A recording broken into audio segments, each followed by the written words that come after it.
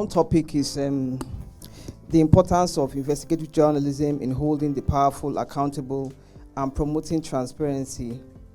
Good, because I've seen that a master of investigative journalism himself has been here in the person of Yusuf Ali. He lives and breathes it, and most of us admire him. We've even heard so many legends about him that sometimes can get a story from the notice board and knows how to. The importance of that simple document on the notice board, he knows how important it is to the public compared to the staff of the organization who just saw maybe a notice that they're increasing their salary, but he knows that if he brings it out in the mass media, it's a very big story. So probably I'll just say investigative journalism is a brand of journalism that holds corrupt public servants, politicians, sleazy businessmen, celebrities, fraudulent NGOs, and greedy corporations to account. Because I'm talking about the powerful. And the powerful, you don't have to be in government to be powerful. You can be a top celebrity, and because you command so much following, you have power. Dangote is not in government, but he's probably one of the most powerful men in Nigeria because he's he's the wealthiest African, so he's a powerful man. So power doesn't mean only in government. So some scholars and stakeholders in the media prefer to describe investigative journalism as accountability journalism. It also ties to my topic that keeping people to account. When you know that whatever you're doing in your small office or your small desk can be reported by a journalist, it makes you more aware that you're accountable to the people. And journalism ultimately is putting the leg of people in power, people that have money, that have influence, to the fire.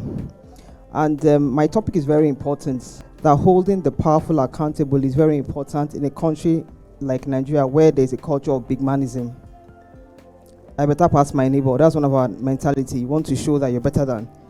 So when you do something that you should be accountable for, you want to show you can bribe the IPO, you can bribe the judge and find your way around. So it's a very important, even in the most advanced democracies, investigative journalism is still the bedrock of journalism, So it's very important in a country where there's a culture of I better pass my neighbor, where there's a wide gap between the rich and the poor. There's a wide socio-economic gap between the rich and the poor in Nigeria, unlike in some advanced democracies where no matter how poor, no matter how disadvantaged you are, you have the opportunity to get justice and to get fair treatment, to get the best of at least quality education, quality healthcare. Then if you're a millionaire, you can send your children to the most expensive schools, but the schools, the hospitals on the average in better run economies can give you a good standard of healthcare and education. Some of our people that travel out, they go to these hospitals. We've heard about Nigerians going to the UK and they have a debt of £10,000, £20,000. It's the average hospitals. It's people like David Beckham that go to private hospitals in the UK. Every other person, maybe Prince Charles and could go to, but every other person apart from the celebrities and royalty, they attend regular hospitals, and that's where people go to show off and say, I give birth to my child. So you need, in a country where the rule of law is barely operational, and there seems to be a different interpretation of the laws between the rich and the poor and the disadvantaged. I think I've made that. Then I also want to go, what are the elements of investigative journalism? I saw a very interesting article by Sikandar Riaz, and he listed about 5 of them. He said in-depth research. You need to do a lot of in-depth research. When you see a topic, no matter how small it is, you have to research it very well before you come out with when you're doing investigative journalism. He opined, and I must emphasize that an investigative journalism story consists of many weeks, months, and even sometimes years of research. This is very much lacking in Nigerian media. Few media houses invest in or support weeks and months of investigating a story. We are more interested in filling up our pages, although some media houses like Nation, where he has budget. That's what I believe in. Punch too, they have budget for investigative journalism for years. So Punch can afford, for example, to buy a document for 1 million. They don't care if it's an authentic document. We need to do that. So you have to be systematic, because when you now get these documents, you have to move cautiously and systematically through that pile of information. You have to do that. Then exposing the story behind the story. For Riaz, the crucial difference between traditional and investigative journalism is that investigative journalism delves beyond the surface details of a story. So there are breaking stories. If you want to investigate, you can go further. I can break a story, but you do it better because you will now properly investigate maybe an aspect or certain aspects of that story that somebody Then they're conducting interviews and fact finding. It helps a lot when you interview the right people. Can be a resource person, eyewitness, somebody who understands the issue. Pursuing a hypothesis. When you pursue a hypothesis, for example, I want to give an example. And an investigator will start connecting dots, talking to people, conducting interviews, and going through documents to test the validity of the hypothesis of he or she is propounding. Sorry, I'm a fast talker and I'm trying my best to save time too. So, for example, I talked earlier that person of power doesn't have to be head of MDA, doesn't have to be a minister. It can be someone that has influence and has enough money to buy his way out. For example, a famous Nigerian Afrobeat star was accused by a fan of raping her in a room in a hotel, that his manager came out and said, indeed, I gave this fan, I know this woman that is accusing him of rape, I was one that gave her my room key. And then he came later at night, and that's when they act. That same veteran musician was recently accused of fraud by ICPC in the Empower scheme of the Buhari administration, targeted at empowering youth and pulling them out of poverty. Though the star was later released, on bail, he got a lawyer. A reporter can use the star as a form of hypothesis on the abuse of power by A-list celebrities and this particular A-list celebrity, and show how it has negative impact on society. So that's the hypothesis. We talked about having a hypothesis, and one of the 5 fundamentals of investigative journalism. Another hypothesis that comes to mind quickly, if you leave the, informal sector, is the current investigative hearing by the House of Reps on the Federal Character Commission, the employment. So the House of Reps, I've covered the House of Reps for about, now technically I'm still a reporter, but I don't, I'm still covering them. They are restrained, they have some constraint like time. You can't be public hearing forever. And in most times, when your motion is passed, you're giving 4 weeks, 6 weeks, in the most cases 8 weeks as much, to bring back your report. So, but a reporter, because there are several MDAs, involved, it's a general overview. If you cover health, for example, and you heard that, you've been hearing rumor that they employ people irregularly in NHIS, in primary healthcare, you can just, as a reporter, do a hypothesis that, okay, this house investigation, what can I do? How can I benefit, get a good report from it? And that's, you take your time and then do it. So I'm moved now to the importance of investigative journalism, especially to a country as Nigeria, struggling with multidimensional poverty and endemic corruption. Corruption is endemic in Nigeria. I'm sure we agree with that. There was a time the former UK Prime Minister described Nigeria as fantastically corrupt to the Queen Elizabeth, and then the Archbishop of Canterbury. I noted that never mind that Cameron, a powerful European elite, was also accused of benefiting from tax evasion by his name was listed, his father's name was listed in the Panama Papers, which is one of the best collaborative, the Pandora and Panama Papers are one of the best collaborative investigative journalism coalition that a lot of media houses were involved. I think Premium Times and the cable, I'm not very sure, but I'm sure Premium Times was one of the Nigerian media houses that worked on the Pandora paper that showed that some wealthy Nigerians too have been avoiding tax and taking their investments to tax havens. So Kuka here in Nigeria recently said that the Buhari administration is the most corrupt so far. And from what we have been hearing, the recent agreement between the commissioners of the Federal Character Commission and at the public hearing by the House of Representatives on the illegal recruitment across federal parastatals, there are many leaders and powerful people to be held to account. So there's a lot of story ideas. The proverbial organ stables needs cleaning for Nigeria's survival, and the press has a major role in clearing this proverbial oxygen table. Investigative journalism as a tool for holding the powerful accountable and promoting transparency. Nigeria will be a more advanced, developed country if government and non-governmental fraud, embezzlement, tax evasion, bribe, all the forms of corruption, is well investigated by the press. I try to talk about the effect of corruption on the economy. We are all living proof of the effect of corruption on the economy. For example, the biggest challenge we have now is the removal of the subsidy, and how is that added to the already high double-digit inflation rate. I think the last time I checked was 22 something percent. Anywhere in the world, that is a catastrophe, but in Nigeria, we know how to manage. So there's no gainsaying that corruption has dealt brutally with our economy. How about the willing person? How can you protect the willing reporters who are confronting very dangerous people, very powerful and influential people, to expose them and bring them to account and to ensure transparency? So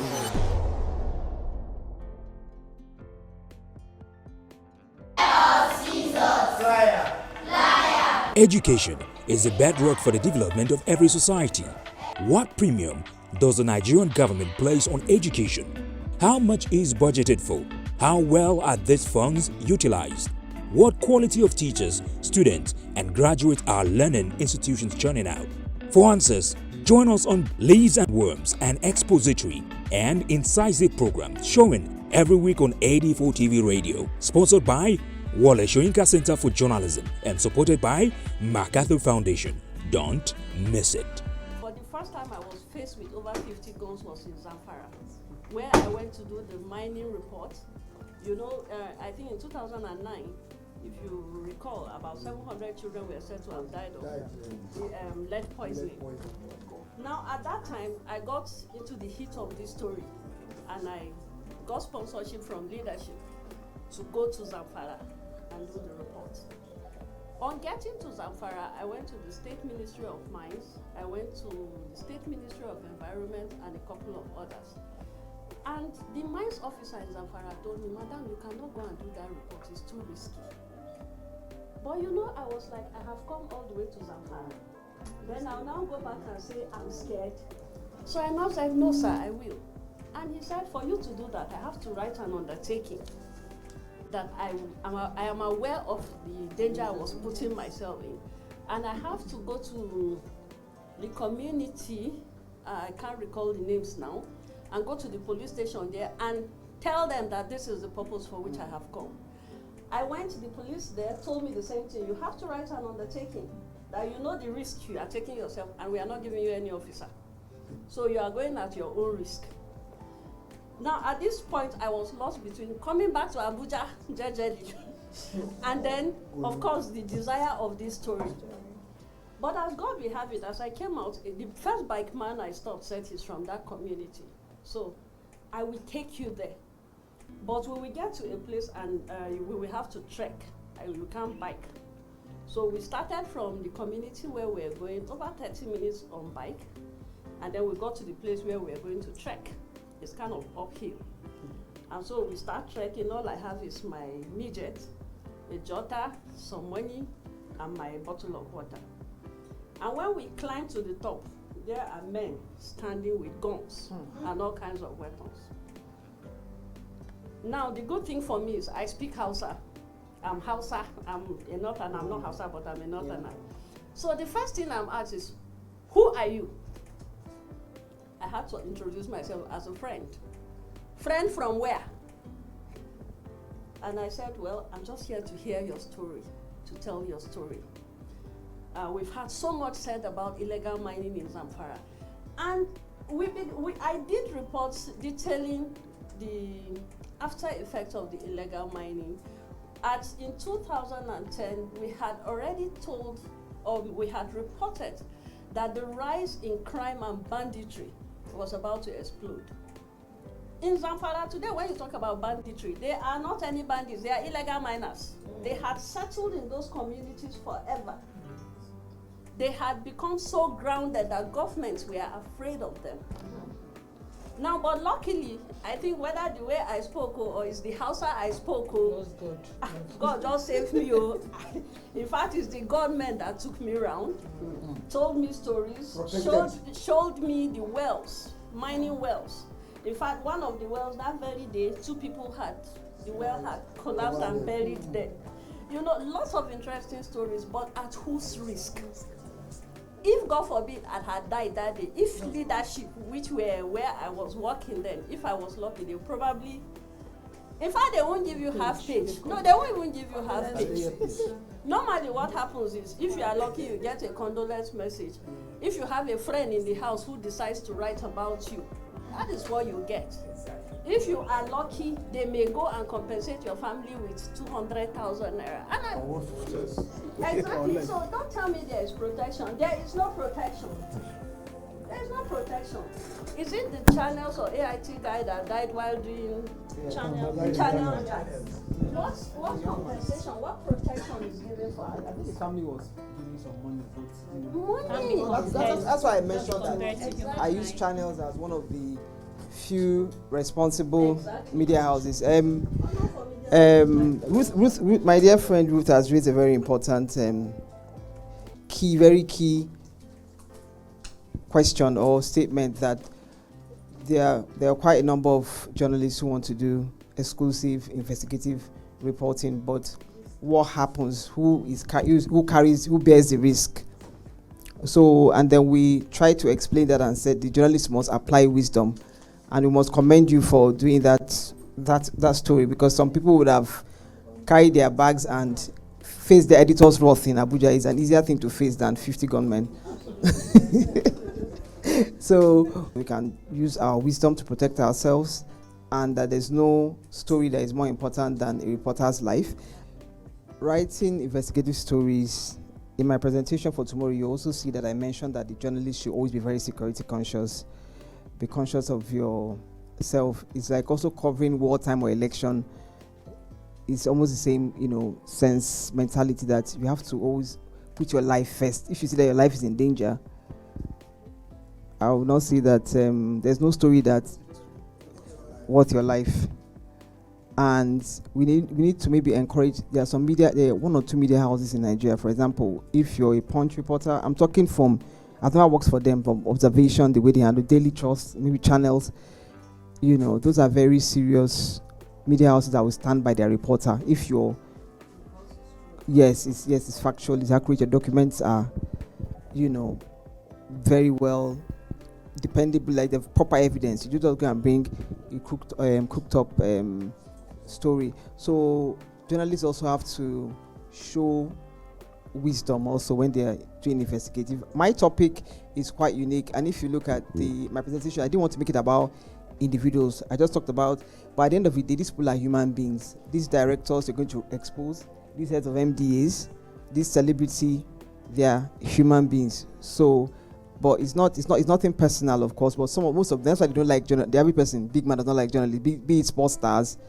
I have a colleague that covers sports. He will tell you, Kemi, he will tell you, say, those guys, they will share 1 million at Abuja Stadium. But some of us, they've never given us up to 200 as friends. They've never say, come and eat in my house. So almost everybody doesn't like journalists. I saw Sadio Mane. He's supposed to be a very polite and humble guy. There's a trending clip of him. A journalist will try to ask him questions because he's had it very bad for those of us that like football in Bayern Munich. And he was asking me, I said, me, answer you after you have written about me? And he just walked away. And I'm like, this is supposed to be a humble guy. But suddenly, he's the only journalist that he has a voice to talk to anyhow. For a man of his caliber to know that it's not every time they will praise you. These same journalists have been writing that you're one of the greatest players ever. You deserve this, you deserve that. And suddenly, now they're criticizing you because you fought your teammates and you've had a bad one in Bayern Munich. It's suddenly the only person you can be arrogant to. So nobody likes journalists because why? We say and write things and produce and broadcast things they don't like. So you have to a certain extent, go with that mindset and always protect yourself. And then don't lose guard wherever you find yourself. And then, like, to add to what you say on the formal level, it's time if journalists can. Some of these insurance covers are not expensive. There was a young man kept telling me, yes. Then those are independent journalists too can do that. Then if you look at media houses, it doesn't cost much. When you have up to even 100 and maybe even 50 staff, some of these insurance firms are like banks. They're looking for business, so they can reduce the premium, and then you have good packages, to protect. Then I think also, I don't know how much that the media houses, there are very few media houses that remit even Pencom.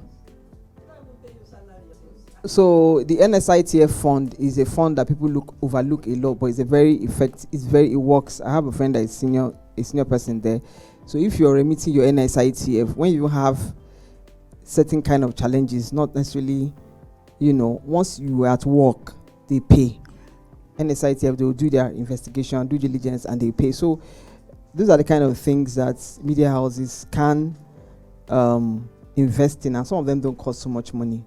So tomorrow I'll be talking about corruption, how it affects development, and how it affects the media too. Because I had my colleague here, I think, was giving you practical terms that about how corruption, because you cannot talk corruption and you pretend as if we in the media were not affected by that corruption. We are not part of the the corruption. And I'm going to talk a lot about media houses investing in investigative journalism, because it's a good investment. If you invest in it, you make money back, because media, in as much as our work is like a constitutional role, it's also businesses, and we need to make money to all of that. So that's basically my presentation in a speeding up way. Thank you for listening.